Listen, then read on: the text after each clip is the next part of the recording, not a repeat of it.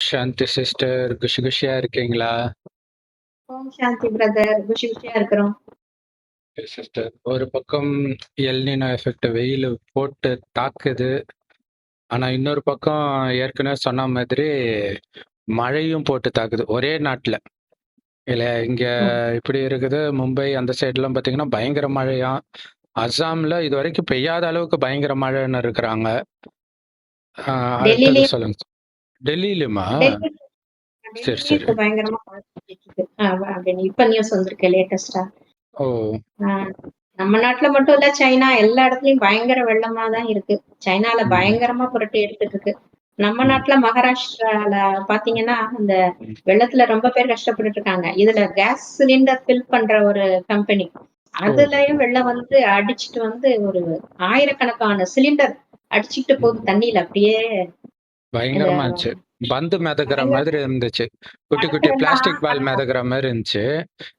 எல்லா மரங்கள்லாம் பக்கமும் மரங்களெல்லாம் ஆ, எல்லா அடிச்சிட்டு போக எல்லா அது பக்கமும் மாதிரி கேஸ் தட்டுப்பாடு. கட்டுப்பாடு ஒரு பக்கம். ஆக்சுவலா கேஸ் புது கனெக்ஷனே கொடுக்கறது கிடையாது இப்பெல்லாம். புதுசா ஆமா, இருக்கிறவங்க நிலைமையெல்லாம் பாவம் தான். இதுல இப்படி ஒரு நிலைமை வேற வருது. ஆ, அதையும் தூக்கிட்டு போறதுக்கும் ரெடியா இருக்காங்க. ஆனா அதெல்லாம் தூக்கிட்டு போறதெல்லாம் பயங்கர டேஞ்சரஸான விஷயம். அது ம், ம், தெரியாம மக்கள் அதையும் எடுத்துட்டு போக ட்ரை பண்றாங்க இந்த வெள்ளத்திலயும். ஆனா ம். எப்படியும் கண்டுபிடிச்சிருவாங்க. அது ஓ, 1300 சிலிண்டருங்கிறாங்க. ஓ, அந்த திருப்பி அந்த இடத்துக்கு போய் சேரணும் அந்த கம்பெனிக்கு. இல்லாட்டி ஓஹோ. ரொம்ப பிரச்சனையா இருக்கும். கரெக்ட். அடுத்தது சைனால ஏதோ பாம்பு இது சொன்னீங்க இல்லையா? சைனால பயங்கர வெள்ளம், சூறாவளி ம், ஒரு பக்கம், காத்து சுழண்டு அடிக்குது. ஒரு 12 மாடி கட்டடத்துல இருந்து ஒருத்தர் வந்து ம், பிடிச்சிட்டு இருக்கிறாரு. பிடிமானத்தையும் நழுவிக்கிட்டு போறாரு. பயங்கரமா வெளியில ம். இழுத்து போடுற மாதிரி போடுது. ஆமா, பயங்கரமா அங்கெல்லாம் பயங்கரமா இருக்கும் அடிபட்டு போல இருக்கு சைனால எல்லாம் எப்பயுமே. சூறாவளி. ம், ஆமா, சூறாவளி வந்தா ம், பயங்கரமா வீட்டுல உள்ள பொருள்லாம் அப்படியே பறக்குது. நம்மளாம் ம், அந்த ம், மாதிரி புயல பார்த்திருக்க மாட்டோம். ம், மரம் ம். சாயும் அதெல்லாம் பார்த்திருக்கோம். ஆனா வீட்டுக்குள்ள இருக்கிறதெல்லாம் ஜன்னல் வழியா ஜன்னலையே பேத்துக்கு வந்துரும் போல இருக்கு. அப்படி ஒரு சூறாவளி அடிக்குது. வெள்ளம் ஒரு பக்கம், ஒரு டேமும் உடைஞ்சிருச்சு. 4, 5 ஓ. ஆத்துல வெள்ளப்பெருக்கு. ரொம்ப ம், ஆக்கி மக்கள் ரொம்ப ரப்பர் போட்டு மாதிரி வச்சுட்டு அதை வச்சு கொஞ்சம் கொஞ்சமா காப்பாத்த ட்ரை பண்ணிக்கிட்டு இருக்காங்க. ரொம்ப ம். கஷ்டப்பட்டுட்டு இருக்காங்க. அதோட இல்லாம பால் பண்ணையில பாம்பு பண்ணை. நமக்கு ஆமா. பால் பண்ணைன்னு சொல்லியே நமக்கு பழக்கமாயிட்டு. பாம்பு பண்ணைன்னு நம்ம சொல்ல மாட்டோம் இல்லையா? அவங்க கேள்விப்பட்டதே இல்ல. வளர்ப்பாங்க வளர்ப்பாங்க. அந்த சாப்பிடுறதுக்காக. பாம்பு பண்ணையில வெள்ளம் ம், பூந்து எல்லா பாம்பும் தப்பிச்சு வெளியில ஓடிடுச்சு தண்ணியில. தண்ணியில எல்லாம் மிதந்துகிட்டு வந்துகிட்டு இருக்கு. ம். பாம்புக்கு தான் நல்லா நீச்சல் அடிக்க தெரியுமே. அந்த மாதிரி எல்லாம் ஆமா. வந்துகிட்டு இருக்கு. இதுல கருநாகம் பயங்கர விஷம் கொண்ட பாம்புகளும் அதுல இருக்கு அப்படின்னு சொல்றாங்க. இது வேற ம். கடிச்சும் சில பேருக்கு மெடிசின் கிடைக்காம அப்படியும் இறந்து போயிட்டு இருக்காங்க. இது வரைக்குமே இந்த வெள்ளத்துல 40 பேர்கிட்ட ஆஹ் இப்ப போயிட்டாங்க. ஓ. அதுக்கு மேலயும் நம்பர் இருக்கலாம். அது இன்னும் கண்டுபிடிக்க முடியல. அது மாதிரி ஒரு பக்கம் அப்படி புரட்டி போட்டுக்கிட்டு இருக்கு சைனால. அவங்க ஆமா. ஒரு பக்கம் என்னென்னமோ கண்டுபிடிக்கிறாங்க. அவங்கள இது ம், வளர்க்கணும்னு சொல்லிட்டு டேம் எல்லாம் கட்ட ட்ரை பண்ணாங்க நம்ம இமயமலையில. இந்த ம். திபெத்துக்கிட்ட வந்து மலைய குடைஞ்சு டேம் கட்டணும், மின்சாரம் தயாரிக்கணும் அப்படின்னு என்னென்னவோ பிளான் பண்றாங்க. ஆனா இப்ப அவங்க நாட்டுக்குள்ளேயே இப்ப அவ்வளோ பிரச்சனைய தாங்க முடியாம இருக்கிறாங்க. ஒரு ஒரு தடவையும் இப்படித்தானே. அந்த கொரோனா வந்தப்போ கூட பயங்கர வெள்ளம் வந்தது அவங்களுக்கு. ஆமா. அதாவது மனிதன் அகங்காரத்தின் உச்சத்துக்கு போறான். அப்ப இயற்கை சீற்றமும் பயங்கரமா இருக்கு. அப்பயும் மனிதன் வந்து அடங்குற மாதிரி தெரியல. அவனுடைய சுயநலமோ எல்லாமே அப்படியே தான் இருக்குது. அப்புறம் அவங்க ஆஹ் தானே இந்த பாம்பு, பூச்சி இது மாதிரி சின்ன சின்ன விலங்குகளை கூட விட மாட்டாங்களே அவங்க. சாப்பிடுவாங்க. எல்லாத்தையும் ஆமா. சாப்பிடுறது அது மாதிரி. ம், இப்ப அதுவே அவங்களுக்கு ஏமனா மாறி வந்துகிட்டு இருக்கு. இது ம். ஸ்டார்ட்டிங் தான் இல்லையா? அவங்க பண்ண கண்டிப்பா. பாவம் அவங்கள திருப்பி கர்மா திருப்பி அடிக்கிற மாதிரிதான் இருக்கு. ஒவ்வொரு ஒவ்வொரு சமயமும் அடிச்சா கூட இன்னும் ம், அவங்க அடங்குற மாதிரி இல்ல. ம். அப்புறம் இன்னொன்னு பக்கம் போர் பதட்டம். இப்ப திருப்பியும் அந்த ஒப்பந்தம் போட்டதெல்லாம் மீறிட்டாங்க. ட்ரம்ப்பும் பயங்கரமா இப்ப வேகம் எடுத்திருக்காரு அப்படின்னு சொல்றாங்க. ட்ரம்ப் தான் ஈரானும் மீறினாரா? ஆமா. ஓஹோ. முதல்ல ஈரான் வந்து ஹார்மஸ் பக்கம் இருக்கிற அந்த ம். போட்ல இந்த ஷிப்ல தான் போட்டுச்சு. ஓ. அந்த சரக்கு கப்பல்ல தான் போட்டாங்க. இவரு ம், ஈரான் மேலயே போட்டாரு. பயங்கரமா நெறைய இடத்துல சேதம் உண்டாக்கிட்டாரு ட்ரம்ப். ம், நாங்க இனிமே சும்மா ம், இருக்க மாட்டோம், விட மாட்டோம். அவங்க ம், வந்து அவங்க நிலைகள் மேல தான் போட்டுட்டு இருக்காங்க. அமெரிக்க ம். நிலைகள் மேல அந்த ஆம், கத்தார்ல, பஹ்ரைன்ல எல்லாம் இருக்கு இல்லையா? அதுல தான் மிலிட்டரி போடுறாங்க. பேஸ். ம். பேஸ்ல மட்டும்தான். ஆனா ம். இவங்க ட்ரம்ப் வந்து அடுத்த கட்டத்துக்கு போயிட்டாரு. ஈரான பயங்கரமா தாக்கணும்னு முடிவு பண்ணிட்டாரு. இப்ப கொமேனியோட இறுதி ஊர்வலம் வேற நடந்துட்டு இருக்கு பிரம்மாண்டமா. அந்த இந்த பல கமெனே லட்சம் மக்கள். கமெனேன்றது பெரியவர் தானே? இல்ல அவருடைய மகனா? முதல்ல இறந்து போனார்ல. 125 நாள் ஆயிடுச்சு இல்லையா? முதல்ல இறந்து போனாரு பாருங்க. அவர அவருக்கு தான் அதுலேருந்து இறுதி தான ஊர்வலம். அதுக்கு தான் இறுதி ஆமாமா. ஊர்வலமா? ஓஹோ! அதுல சரி, தானே சரி. முதல்ல ஸ்டார்ட் ஆச்சு. ம், போரே ம். அப்பதானே ஸ்டார்ட் இவ்ளோ ஆச்சு. நாள் உடம்பு இருக்குதா? உடம்பு வச்சிருக்கிறாங்க. இவ்வளவு ஓஹோ! நாள் அவங்க கூட இருந்த மருமகள் அந்த மாதிரி அந்த ஃபேமிலில இருந்தவங்க ஒரு 4 பேரையும் சேர்த்து ம், இவ்வளவு நாள் ப்ரிசர்வ் பண்ணி வச்சிருக்காங்க அந்த பாடிய.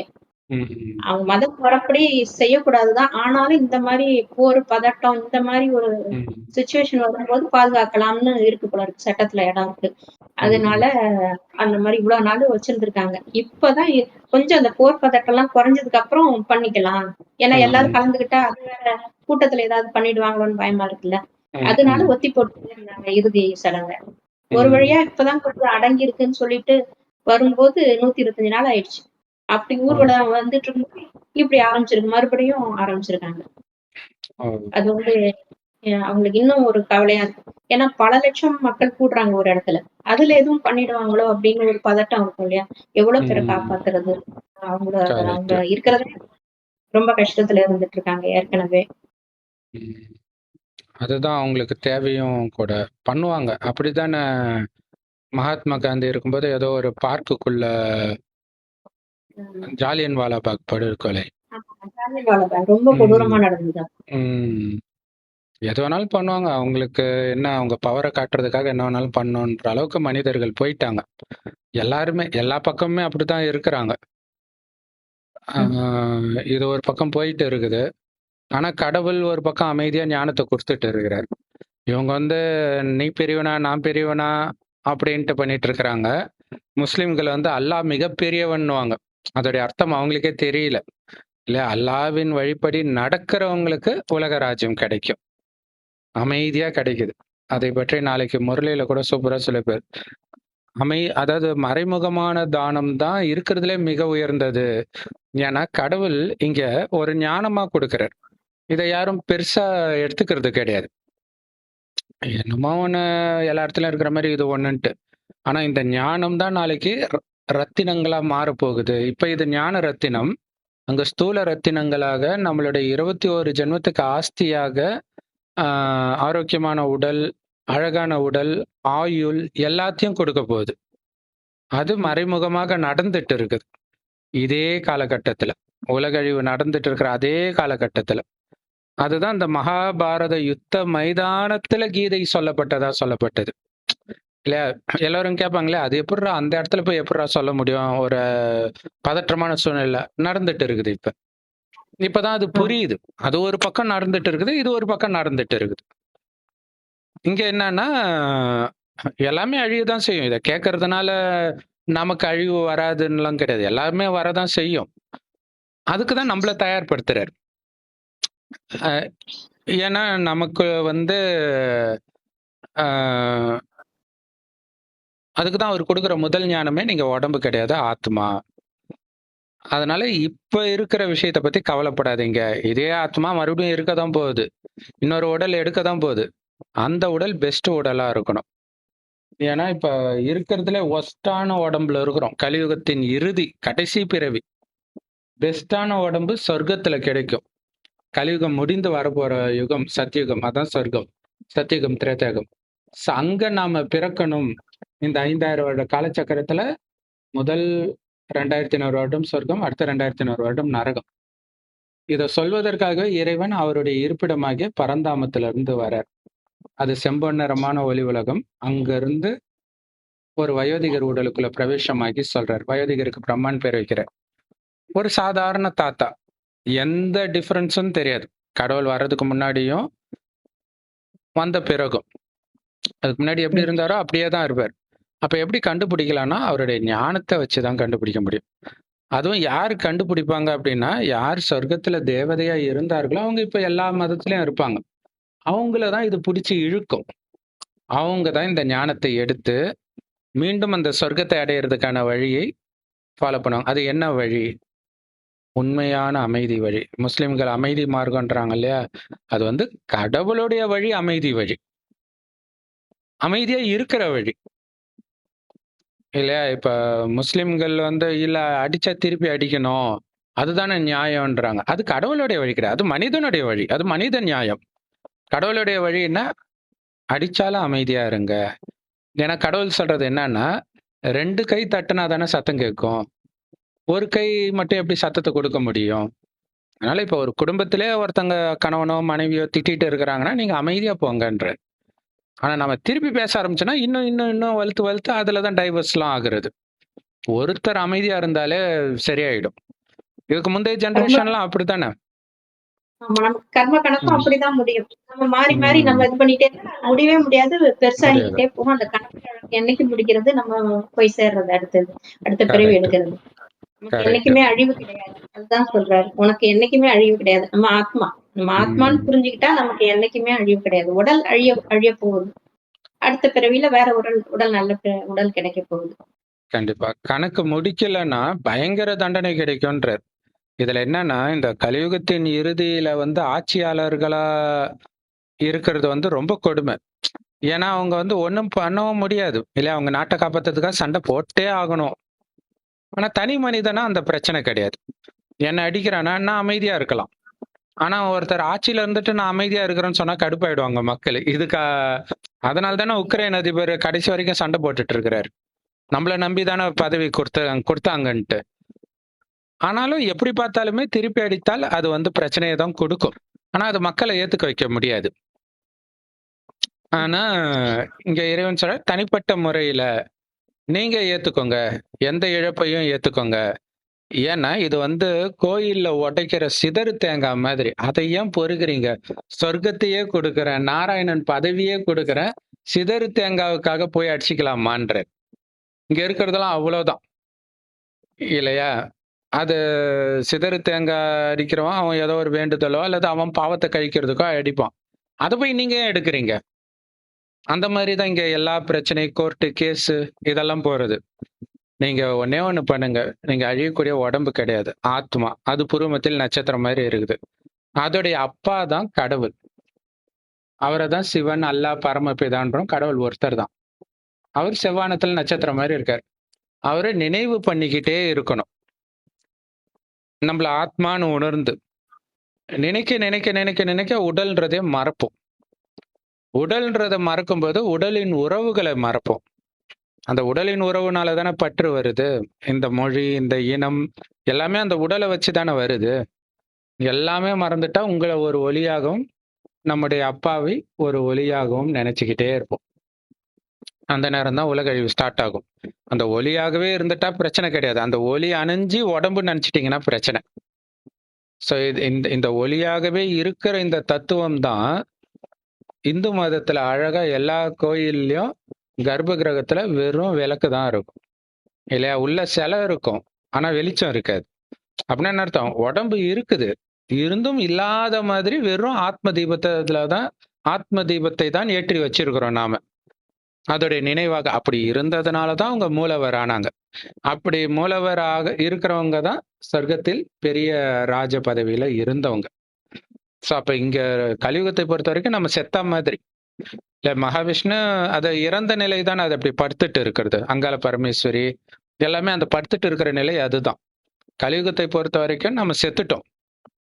நம்முடைய கண்ணுல சொர்க்கம் மட்டும் தான் தெரியணும். இப்ப ஆத்மா. வெறும் ஆத்மா அங்க டிராவல் பண்ணி போயிட்டு இருக்குது. அதனால சுத்தி நடக்கிற எத பத்தியும் கவலைப்படாதீங்க. போக போற சொர்க்கத்துல எந்த விதமான துக்கமும் இருக்காது. இந்த கொலம்பஸ் கதை சொல்லுவாங்க இல்லையா? சுத்திக்கிட்டே இருந்தாரு. எல்லாரும் மிரட்டுனாங்க. இதாச்சு. கடைசியில அமெரிக்காவுக்கு போனாரு. அமெரிக்கா ஒண்ணும் சொர்க்கம் கிடையாது. இல்லையா? இருந்தாலும் அவருக்கு ஒரு சந்தோஷம். ஆனா, இங்க ஒரிஜினல் சொர்க்கத்துக்கு போறோம். ஆனா, இதுல அசைக்க முடியாத நிச்சய புத்தி இருக்கணும். முதல் நிச்சய புத்தி நான் ஆத்மான்றதுல. இன்னொன்னு வந்திருக்கிறது கடவுள்ன்றதுல. அடுத்தது அவர் சொல்ற அந்த சொர்க்கத்தின் மீது. இந்த 3 நிச்சய புத்தி தான் இங்க நடக்கிற எதுவுமே உங்க புத்தியில வரவிடாது. ஏன்னா, அது ஒரு போதை இருக்கும். கடவுள் சொல்லிட்டார், கண்டிப்பா நடக்க போகுது, சொர்க்கம் வரப்போகுது, அங்க போயிட்டு இருக்கிறேன். அப்ப அந்த போதையில இருக்கும்போது நம்மள திட்டுனாலும், என்ன பண்ணாலும் கவலையே இல்ல. இப்ப சில சமயம் பார்த்தீங்கன்னா, தண்ணி அடிச்சுட்டு அல்லது மற்ற போதை வஸ்து இருந்துட்டு, நம்ம இப்ப சமீபமா கூட நியூஸ்ல பார்த்தோம் இல்லையா? ஒரு வட இந்தியா பையன் வந்து ட்ரெயின்ல வந்துட்டு இருக்கிறான். அவன வந்து கத்தியாலே வெட்டி இருக்கிறானுங்க, கஞ்சா போட்டுட்டு எல்லாரும். ம். அது மாரி வம்புக்கு இழுப்பாங்க. ஆக்சுவலா அந்த பையன் திருப்பி எதுவுமே பேசவே இல்ல. அவனுடைய கர்ம கணக்கு அது. பட் பெரும்பாலும் நம்ம அமைதியா போயிட்டா பிரச்சனை இருக்காது. அடிச்சா கூட நீங்க திரும்பி பார்க்காம போயிட்டே இருந்தா பிரச்சனை கிடையாது. பட் அந்த பையன் வந்து ஜஸ்ட் பார்த்துட்டு இருந்தான்னு நெனைக்கிறேன். அதுவே அவனுங்கள ட்ரிகர் பண்ணுது. "என்னடா பார்த்துட்டு இருக்கிற? மொறைக்கிற" அப்படின்னு தான் அவங்களுக்கு இதாகுது. ஸோ அமைதி தான் நமக்கு பாதுகாப்பு கவசம். பணிவு தான் பாதுகாப்பு கவசம்ன்றார். ஸோ இந்த ஞானத்தை கொடுக்கிறார். அப்ப அதற்கான சக்தி எங்கிருந்து வரும்? எனக்கு இவ்ளோ அநியாயம் நடக்குதே! இறைவன் நினைவுல இருங்க. ஏன்னா, உங்களுக்கு அநியாயம் நடக்கிறத பத்தி கவலைப்படாதீங்க. உலகமே அழிஞ்சிட்டு இருக்குது. இப்ப ஒரு சொத்தையே அபகரிக்கிறாங்கன்னா, உலகமே அழியும்போது அது மட்டுமா இருக்க போகுது? அங்க புத்தம் புதிய உலகம் வரப்போகுது. இல்லையா? அத புடிச்சிட்டு இருக்கிறவன் தான் கஷ்டத்த அனுபவிச்சுட்டு இருப்பான். அத விட்டவனுக்கு கவலையே கிடையாது. என்னது எதுவுமே இல்லன்னா நிம்மதியா இருப்பான். அதனால தான் பைபிள்ல வந்து அ பரதேசி பாக்கியவான் அப்படின்னு போட்டிருக்கும். அதாவது ஒண்ணுமே இல்லாதவன் பாக்கியவான் அப்படின்ட்டு. ஸோ அந்த மாதிரி உலகம் வருது. இந்த உலக அழிவு கூடவே யுத்தமும் நடக்கும். எல்லா இடத்துலயுமே நடக்கும். அ இது இல்லாம வெட்டுக்குத்தெல்லாம் நடக்கும். இங்கேயுமே நடக்கும். ஆனா இத எதையுமே பார்க்காதீங்கன்றார். இததான் பைபிள்ல வந்து திரும்பி பார்க்காம அந்த ஊர காலி பண்ணிட்டு போ அப்படின்னு லோத்து கிட்ட கடவுள் சொல்லுவார். பாவம் நடக்குது, அந்த ஊர நான் எரிக்க போறேன்ட்டு. அது இப்போதைய விஷயம் தான். சுடுகாட்டுல நெருப்பு வச்சுட்டு திரும்பி பார்க்காம போறதும் இப்போதைய விஷயம் தான். கலியுகம் நம்ம பொறுத்த வரைக்கும் அழிஞ்சிடுச்சு. நாம சொர்க்கத்துக்கு போயிட்டு இருக்கிறோம். ஆனா போறதுக்கு என்ன தகுதி? கலியுகத்தை திரும்பி பார்க்கணுன்ற எண்ணம் கூட இல்லாம இருக்கிறது தான் தகுதி. திரும்பி பார்த்துட்டா என்ன ஆகும்? இங்க மறுபடியும் பொறந்துடுவோம். இங்கேயே இருந்துடுவோம். அப்ப பிரச்சனை நமக்கு தான். இங்கிருந்து தப்பிச்சு போகணும். ஏன்னா உலகம் இன்னும் இன்னும் மோசமா தான் ஆகப்போகுது. தெரிஞ்சு போச்சு. ஆனா கொஞ்சம் வருடம் தான் சொர்க்கமாக மாறப்போகுது. பரலோக ராஜ்யம் சமீபத்தில் இருக்கிறதுன்னு இறைவன் சொல்ற மாரி. அதனால இந்த இயற்கை சீற்றமாகட்டும், எதா இருக்கட்டும், இது எல்லாமே நமக்கு ஒண்ணே ஒண்ணு தான் ஞாபகப்படுத்தணும். சொர்க்க வாசல் திறக்குது. ஏன்னா இந்த உலக அழிவு சொர்க்க வாசல்ன்றார். வாசல்ல வெயிட் பண்ணிட்டு இருக்கிறோம். எப்படா திறக்கும்னு வெயிட் பண்ணிட்டு இருக்கிறோம். அப்ப அந்த அ எப்படி வந்து அந்த வைகுண்ட ஏகாதசி அப்ப கதவு சாத்தி இருக்கும்போதே அவங்க மனக்கண்ல நாராயணன் தெரிவார். இல்லையா? இப்படி இருப்பார், அப்படி இருப்பார். அந்த போதை தான் உங்களுக்கு தூக்கத்த வரவிடாம பார்த்துட்டு இருக்கு. அந்த மாதிரி அந்த சொர்க்கம் எப்படி இருக்கும்ன்றதெல்லாம் இறைவன் சொல்லிட்டு இருப்பாரு. அந்த முரளியில. பிரம்மகுமாரிகள் மூலமாக இறைவன் கொடுக்கிற ஞான முரளின்னு சொல்றோம். எல்லா ராஜயோக தியான பிரம்மகுமாரிகள் ராஜயோக தியான நிலையத்துல முற்றிலும் இலவசமா கிடைக்குது. யூடியூப் வெப்சைட்ஸ்ல இருக்கு. அதோட லிங்க் இந்த வீடியோக்கு டிஸ்கிரிப்ஷன்ல கொடுக்குறோம். அந்த முரளியின் அ ஒரு ஒரு ஞான கருத்தையும் மனதுல அசை போட்டுக்கிட்டே இருக்கணும். வேற எதையுமே மைண்ட்ல விட்டுறக்கூடாது. ஆனா நீங்க அசை போடுறீங்களான்னு செக் பண்றதுக்காகத்தான் இதெல்லாம் நடக்குதுன்னு புரிஞ்சுக்கணும். அசை போடலன்னா என்ன ஆகும்? இங்க நடக்கிறது தான் தெரியும். சுத்தி நடக்கிறதே பார்க்காதீங்க. பார்க்காம உங்களால இறைவன் நினைவுல இருக்க முடியுதா? செவ்வானத்தில் நட்சத்திரம் மாரி இறைவன் இருக்காரு. நானும் நட்சத்திரம் மாரி இருக்கிறேன். அங்க தான் இருக்கிறேன். இங்க இருக்கிறதாவே நினைக்காதீங்கன்றார். ஆல்ரெடி இங்க இருந்து நான் தப்பிச்சு போயிட்டேன்னே நினைங்கன்றார். அப்படி இருக்கும் பொழுது, ஆ இந்த நாடு இப்படி பண்ணுது, இது இப்படி பண்ணுது, இவன் இப்படி பண்றான். எதுவுமே நாம நினைக்க மாட்டோம். இன்னும் ஒரு படி மேல நமக்கு ஒரு கடமைய குடுத்திருக்கிறார். என்ன குடுத்திருக்கிறாருன்னா, சொர்க்கத்துக்கு நீங்க போக போறீங்க. சொர்க்கத்துல இருந்தவங்களுக்கு தான் இன்னைக்கு கோயில் கட்டி கும்பிடுறாங்க. அதுவும் சொர்க்கத்துல ராஜாவா இருந்தவங்களுக்கு தான். ஆனா சொர்க்கத்துல ராஜாவா இருந்ததுக்காக அவங்களுக்கு கோயில் இல்ல. அவங்க சொர்க்கத்துல ராஜாவா ஆனதுக்கு இப்ப அவங்க செய்யற காரியம் தான் காரணம். ஆத்மான்னு ஒண்ணு வந்து பரமாத்மா நினைவுல இருக்கிறதும் இல்லாம, இந்த ஞானத்தை மற்றவர்களுக்கு சொல்றது, கூடவே எல்லாரும் இத எடுத்துக்க மாட்டாங்க. கோடியில சிலர் தான் எடுப்பாங்க இந்த ஞானத்தை. எடுக்காட்டினாலும் அவங்களும் கடவுளுக்கு குழந்தை தான். அப்ப அவங்களுக்கும் நீங்க தான் சக்தி கொடுக்கணும்ன்றார். அப்ப இவன் எனக்கு அநியாயம் செஞ்சுட்டான்னு நெனச்சா நம்ம எப்படி சக்தி கொடுப்போம்? சாபம் தானே கொடுப்போம். அதனால தான் இங்க இருக்கிற எதையுமே பார்க்காதீங்க அப்படின்னு சொல்றார். பார்க்க ஆத்மாவாவே பார்க்கணும். நம்மள ஆத்மாவா உணர்ந்து பார்க்கிறவங்களையும் ஆத்மாவா பார்க்கும்போது நமக்கு அவங்க மேல கோபமோ, வெறுப்போ, பற்றோ ம், இதெல்லாம் வராது. ஆத்மான்னு பார்க்கும்போது ஜாதியோ, மதமோ, இனம், மொழி எதுவுமே எந்த வித்தியாசம் இல்லாம சகோதர ஆத்மா அப்படின்னு ம். பார்க்கும்போது நமக்கு அந்த மாரி விகார உணர்வுகள் எந்த உணர்வுகளும் வராது. அப்படி அவங்களும் முக்தி அடையணுங்கிற எண்ணத்துல, நல்ல எண்ணத்துல நம்ம பார்க்கணும். இப்ப ஏன்னா அவங்க ஏத்துக்கிறாங்களோ இல்லையோ, கடைசி கண்டிப்பா. நேரத்துல அவங்களுக்கு கடைசி நேரம் வரும்போது ஞாபகம் வரும். ஆத்மான்னு புரிஞ்சு இறைவன பரமாத்மாவ அப்பான்னு அன்பா நினைக்கணும். அப்படிங்கிற எண்ணம் அப்புறம் கடைசி நேரத்துல வரும். இதுதான் நம்ம சேவை செய்யறதோட முக்கிய நோக்கமே அதுதான். இத எடுத்துக்காதவங்களும் கடைசி நேரத்துல நல்ல கதிக்கு அடையணுமே அப்படின்னு சொல்லி. இது சமீபமா நம்ம எஜுகேஷன் மினிஸ்டர் ராஜ்மோகன் அவர்கள் வந்து இந்த டிசி குடுக்கறதுக்கு டிலே பண்றாங்க சில ஸ்கூல்ஸ்ல, காலேஜஸ்ல ஃபீஸ் கட்டல அல்லது வேற ஏதோ ஒரு காரணத்துக்காக அப்படின்போது, அப்படி பண்ணக்கூடாது. அதாவது இது சட்ட ரீதியா இல்லாட்டினா கூட, ஒரு மனிதாபிமான அடிப்படையில மறப்போம், மன்னிப்போம். அவங்க நல்ல எதிர்காலத்த உருவாக்கணும் அப்படின்ட்டு நீங்க டக்குனு குடுக்கணும். இப்படிலாம் டிலே பண்ணக்கூடாதுன்றாரு. அப்ப அவங்களே அப்படி இருக்கிறாங்கன்னா, நாம வந்து சொர்க்கத்துக்கு போறதும் இல்லாம, மற்றவர்களையும் அழைச்சிட்டு போறதுக்கு முடிஞ்ச அளவுக்கு ட்ரை பண்றோம். ஞானத்தை கொடுத்து. கேட்காதவங்களுக்கு கூட குறைஞ்சபட்சம் அதுக்கு முன்னாடியே நரகத்திலே கூட முன்னாடியே பிறக்கும்போது நல்லா தான் இருக்கும். இல்ல முந்தைய ஜெனரேஷன், அதுக்கு முந்தைய ஜெனரேஷன்லாம் இப்ப கம்பேர் பண்ணும்போது நல்லா தானே இருந்துச்சு. ஸோ அப்படி அந்த அளவுக்கு வர்றதுக்காக அவங்களுக்குள்ள நீங்க சக்திய குடுங்க, நிரப்புங்கன்றார். அப்படி நிரப்புனதுக்கு தான் நமக்கு கோயில் கட்டுறாங்க.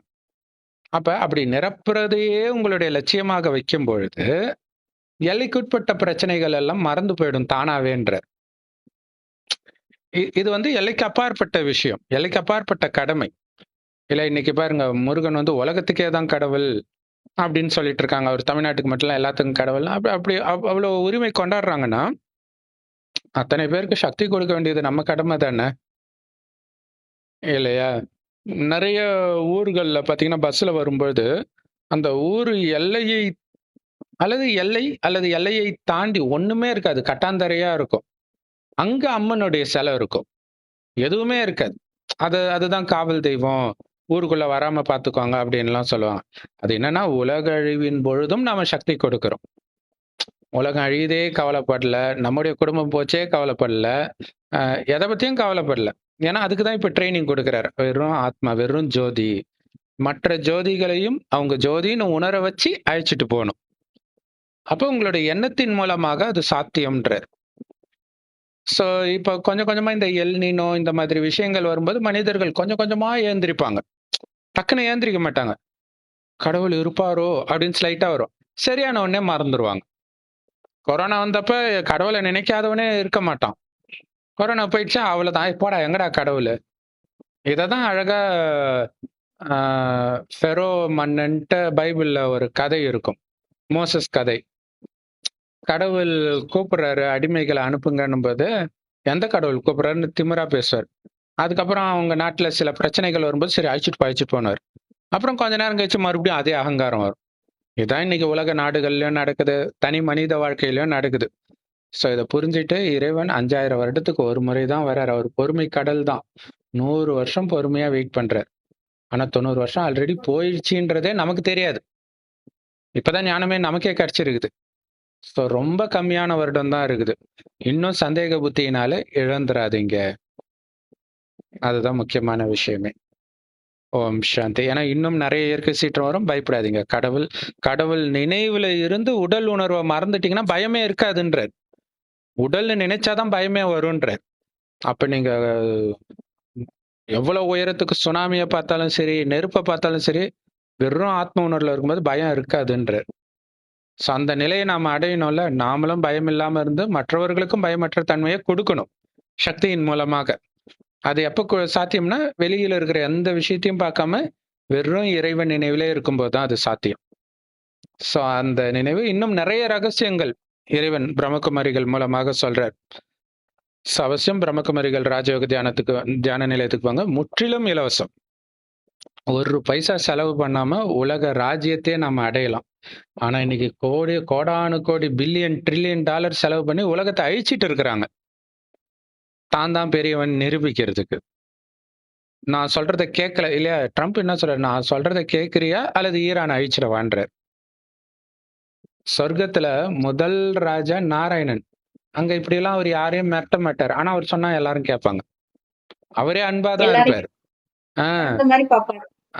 ராஜா குழந்தை மாதிரி அவரு பார்ப்பாரு. அவங்களும் அவரை தாய் தந்தையா பார்ப்பாங்க. அந்த மாதிரி ராஜ்யம் தானே நமக்கு வேணும். அததான் ஆதி சனாதன தேவி தேவதா தர்மம்னு சொல்றது. முதல் தர்மம். அவ்வளவு அன்பான தர்மம். சோ அந்த தர்மத்தை இறைவனே ஸ்தாபனை பண்ண வந்திருக்கிறார். சோ 5000 வருஷத்துக்கு ஒரு முறை தான் வரார். இப்ப விட்டீங்கன்னா அவ்வளவுதான். மறுபடியும் 5000 வருஷம் கழிச்சு தான் வருவார். மறுபடியும் இதே மாதிரி இழந்துடுவீங்க. சோ அதனால மிஸ் பண்ணிடாதீங்க. பொன்னான வாய்ப்பு. எவ்வளவு இயற்கை சீற்றம் வந்தாலும் இறைவன் நினைவுல இருந்தா உங்களுக்கு ஒண்ணுமே ஆகாதுன்னு இறைவன் சொல்றார். அதாவது பதற்றம் அதெல்லாம் ஆகாது. அப்படியே உயிர் போற ஸ்டேஜ் வந்தனா அந்த சூழ்நிலை வருவதற்கு முன்பே ஆனந்தமாக உடலை விட்டு உயிர் பிரியுன்றார். பதறி உயிர் பிரியாதுன்றார். துர்மரணம் வராதுன்றார். ஸ்ட்ரெயிட்டா மேல இன்னொரு ஜென்மமோ பேயா அலையிறதோ கிடையாது. ஸ்ட்ரெயிட்டா இறைவன் இருக்கிற இடத்துக்கு போயிட்டு இந்த பூமி சொர்க்கம் ஆன பிறகுதான் பிறவி எடுப்போம். எவ்வளவு அற்புதமான விஷயம் இது இல்லையா? ஓம் அங்க இருக்கிறவங்க சொல்லுங்க.